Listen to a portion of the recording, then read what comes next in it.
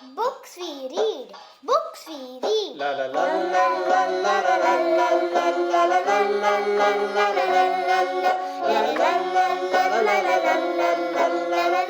Have you ever imagined discovering a magical orphanage filled with unique children? Hi everyone, welcome back to Between the Pages and thank you so much for tuning in. Today we're joined by Vishwa and he's here with an amazing book, The House by the Cerulean Sea by T.J. Klune. This heartwarming story is filled with adventure and teaches us about acceptance and love. Vishwa's insights and his love for this book make this episode really special. To know more, stay tuned. Let's welcome Vishwa. Hi Vishwa, welcome to Between the Pages. Hello, How are you? pretty good actually. So, tell us about yourself. I work in an NGO U&I, so we provide free tuitions to kids. Oh, that's And, interesting. Yeah, I'm the manager of Pune City. I see. So, what's the best part about what you do? What's your favorite part? The people, because we are a very community-driven organization, and everyone from the bottom to my senior managers, they're actually very supportive and loving.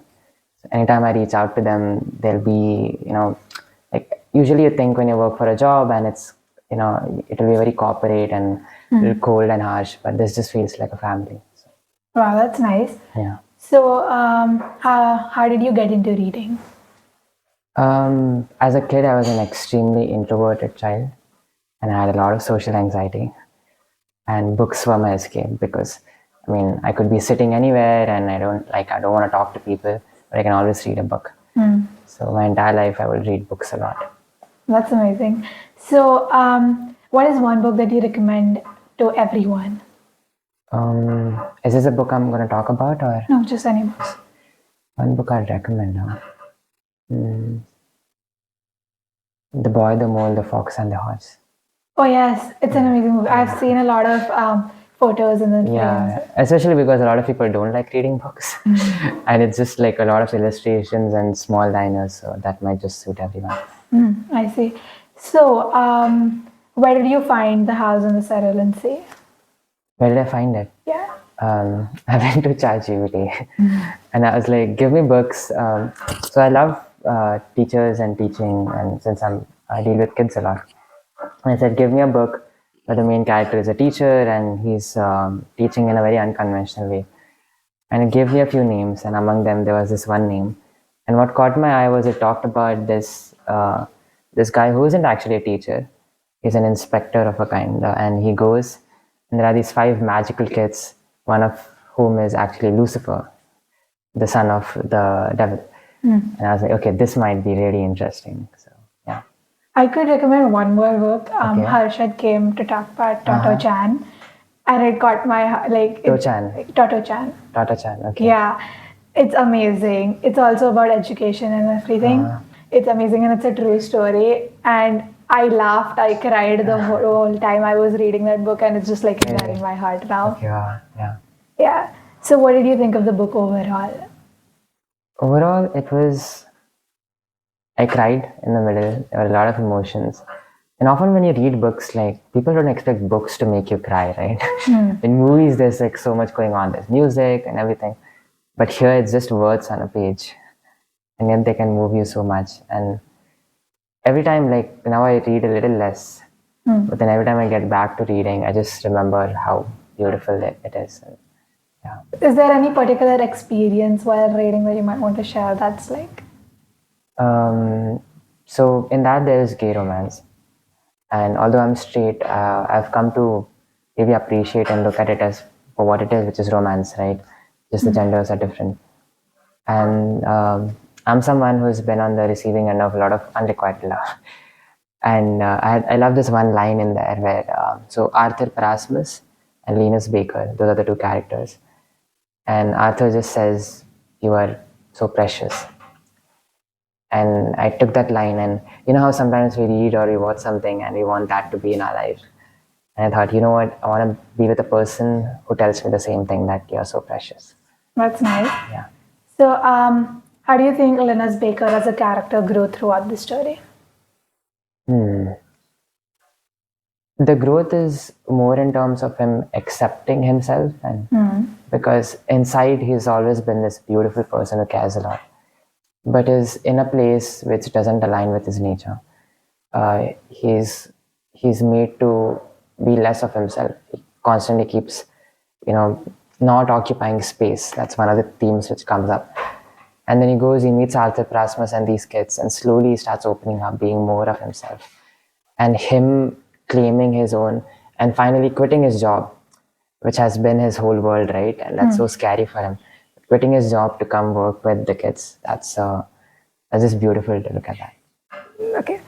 So, what did you think? What do you think the book is trying to say about acceptance? I think often we're not joyful. We don't give happiness space. We are so rigid and rule, and we forget why they were made in the first place. And the entire book is about, okay, forget rules, forget all that is supposed to be like. Can you look at what is right now? And that's what the entire book is about. Can you look at the kids for who they are? Because, as I said, there is Lucifer in there, is the son of the devil, right? And immediately the thoughts are, oh, Antichrist, here's this, here's that. And he's actually very mischievous. He'll come and he'll talk in this satanic way. It's like, I'm going to bring the end of the world and all. But it's actually, he's just a kid. It's like, he loves using those words, but he doesn't mean any harm. And accepting that, seeing things for what they are is a big thing. And what about,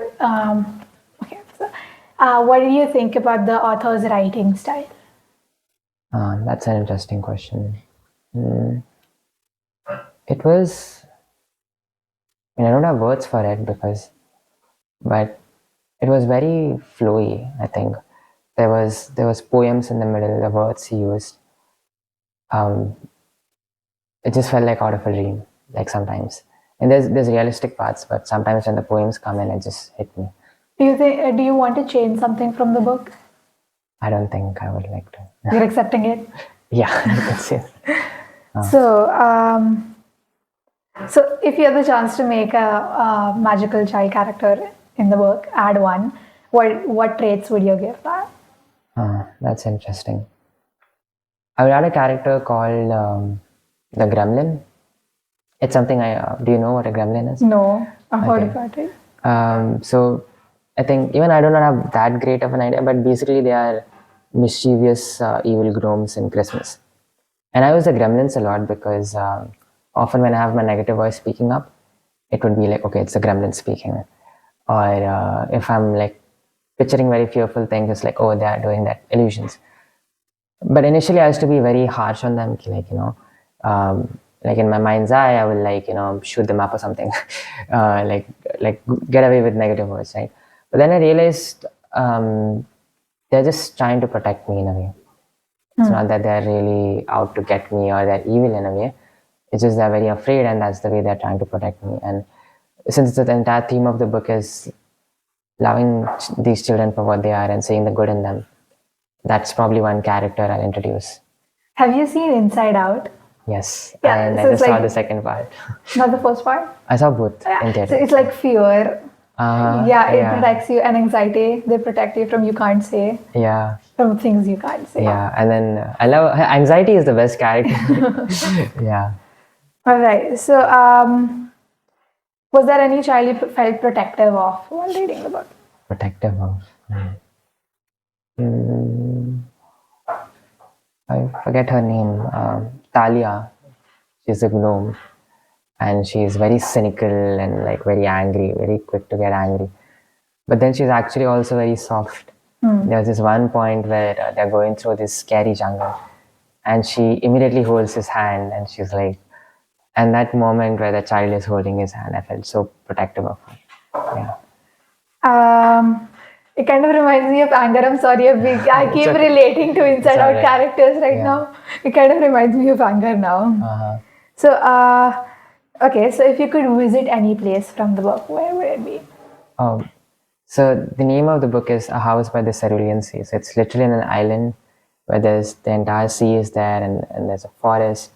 And the house itself is magical. Not magical, but I always picture going to this big, huge mansion with many rooms, a big dining hall where people come together. So yeah, that's one place I'd love to visit. All right. So we have a tradition in this podcast where every guest writes a question for the next guest. Oh, interesting. Okay. So I have a question for you, and it's from Gabby. She's asking if there was one day in your life you could relive, which day would it be? Relive. When I celebrated my friend Deepak's birthday, we have a tradition in our society where we do really huge birthdays. So for Deepak, who's my best friend, we went and we made an entire documentary about his life. That's amazing. That's so sweet. So we found out all his big moments. We all came, we acted in those moments. We also contacted all these people who were there in those moments. So his favorite teacher, we went to her house, got her to set up a video call. Two sisters used to help her. We went to them, we got them to record a birthday video. So on that day, and we also had a treasure hunt full of memories from different friends, ending up with this video, and he actually just started crying. That's so sweet. Yeah. So it's your turn to write a question. Okay. Thank you so much. Yeah. So is there anything you would like to ask me? I mean, off record, what's your favorite book? What's my... that's a very hard question. The first thing which comes to your mind, not the favoritist, but current. Okay, so it's a romance book. I read it, I think, okay, it's better than the movies. I read it twice.